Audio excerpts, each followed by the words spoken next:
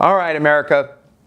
Today, we're going to talk about the difference between Bukele's problem and our problem, which is obviously the gang problem. And a lot of you are looking at this like, look, Bukele solved it. Look at what he did, and we could do the same thing. We could just incarcerate all these people.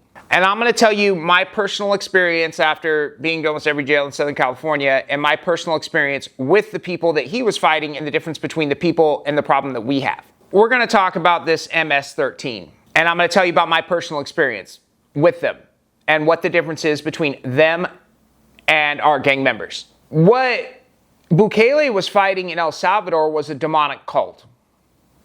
Point blank, period.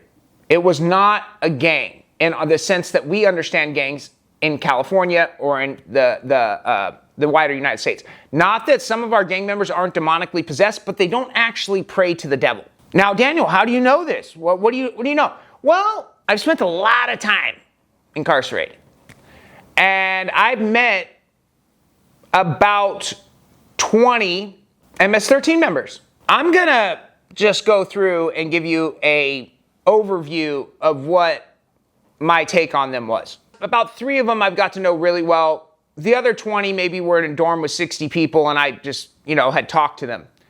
Out of 20 of them, let me think about every single one of them talked about the devil. Every single one. Do our gang members do that in jail? Hell no, they don't. Hell no. Our gang members are traumatized kids that saw their moms struggle, that grew up in a gangbang neighborhoods. Yes, they like smoking meth. Yes, they like stealing shit. Yes, they like shooting each other. Yes, this is true. But that's because they have demons that we can cure, okay? A lot of them. Some of them are demonically possessed. We cannot put them in the same boat as the MS13 members. I don't know what the hell was going on with these El Salvadorians. And now they all talk about the devil, but I remember one time in particular. And I even remember what book I was reading. It's right behind me. It's called Beneath the Scarlet Sky. I've read it. It's called Beneath the Scarlet Sky. I've read it about 3 times. It's one of my favorite books. I even kind of remember what chapter I was on because it was so profound. I think I'm in 3600 Denver. It's a 2-man cell. I have no cell. I'm getting a new cell. Now, one thing to understand about these kids is they're all kids. They're all between 18 and 20 in my experience. I've never met one older. And I remember he comes into the cell, and the very first thing he starts doing is he starts praying to the devil. Now, I'm on my bunk reading my book. And I'm like, what do you do? Like, this is not normal. This is not normal. I've seen tons of people come in for murder, hundreds, thousands even. I know tons of people. Nobody just gets down and starts praying to the devil as soon as they get into jail. That is really weird. I've never seen them just start praying to the devil. If anything, they'll go pray to Jesus. They'll do a lot of things. They're just struggling. But there's something different going on with these MS13 members. They need to go. They got to get the hell out of our country. Straight up. So I remember sitting on the bunk and reading, and I'm like, is this guy really praying to the devil? So, of course, what's the natural question that you ask somebody that just comes into your cell and starts praying to the devil? My first question was, well, how long you been praying to the devil? And he was like, since I joined the hood at 15.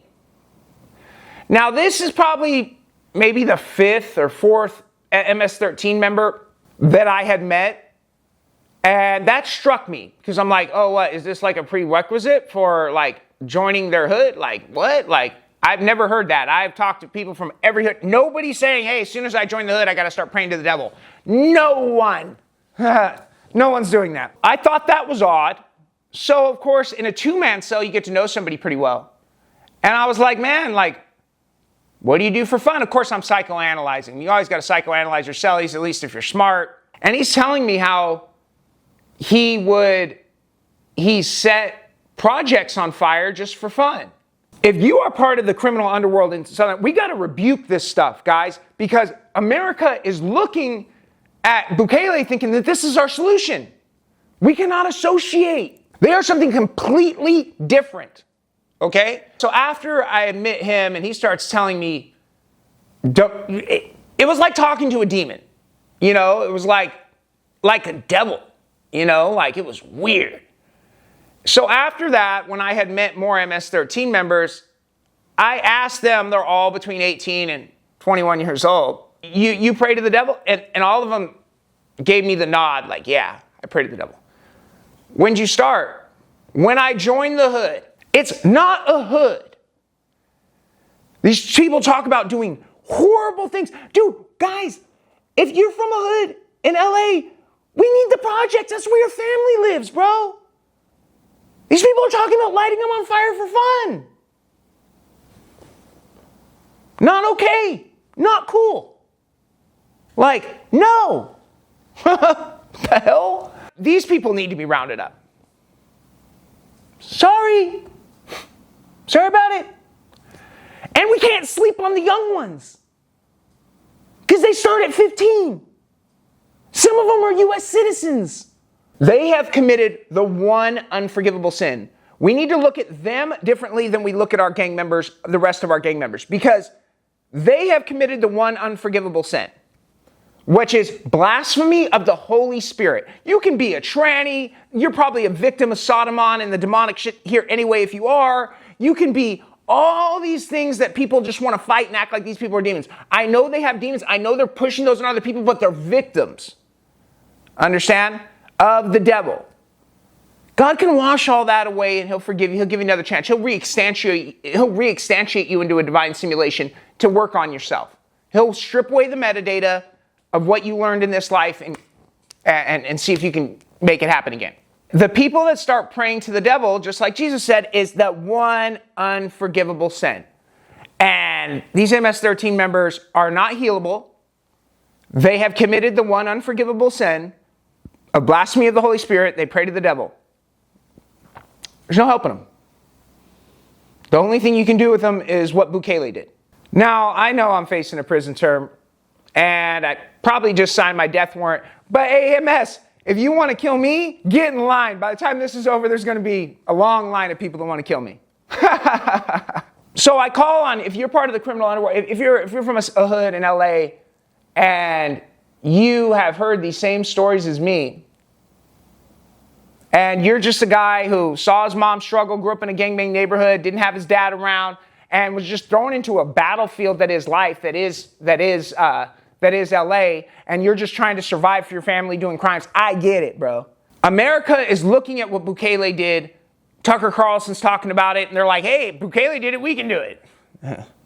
Yeah, we don't have the same problem as Bukele. We are taken over by a demonic cult, but our demonic cult is smaller in number, but a lot more powerful and at the top of our digital wizardry, apparatus. And that's what's causing all of the demonic stuff that you see in America. Smaller in number, but a lot more powerful. We're suffering from the same problem, but not in the same place. You understand?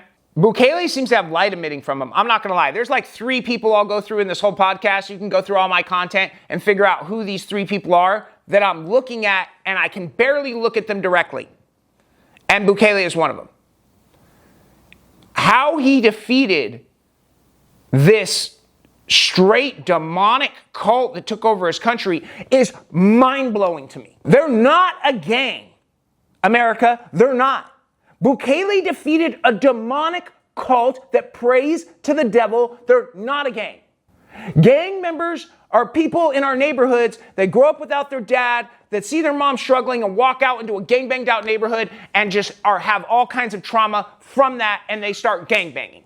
What are you going to do when you're struggling with all these demons from watching your mom struggle, you ain't got your dad around, and you walk out into the neighborhood, and that's all you see, and you're looking at the TV all day with all these people with all this nice shit? You're going to want to go take it. That's what you're going to want to go do. We can heal that. I know how to heal that if I stay alive long enough. A lot of gang members in jail, they like to make a joke. It's called, I'm not a gang member, I'm a pillar of my community. Now, this is a joke because they're in jail for who knows what, fraud, theft, armed robbery, who knows? It's like, I'm a pillar of my community. I can make them pillars of their community. Like, I will make them walk out and rebuild their communities. I will make all their homeboys in their hood look at them and go, I want some of that. Whatever happened to him, I want that. That's what we can do but we have to separate Bukele's solution from our solution. We got two totally different things here. Everybody's like, this gang. It's not a gang. It is a demonic cult. I met 20 of them. Every one of them talks about the devil, and they start at 15 years old, and some of them are U.S. citizens. And I know that when you're rounding these people up and sending them to Bukele, I get it. Everybody's like, oh, so this guy. It's kind of the price we're going to have to pay America. My God told me to call out everybody without fear. So, that's what I'm doing. If I can get a prayer for the safety of me and my family and for the people still suffering in the streets, I hope I brought some understanding to the situation and the differences between Bukele's problem and our problem, and how we could have two radically different solutions because we have two radically different problems. Until next time, it's your host, Daniel 2.0. Love every single one of you.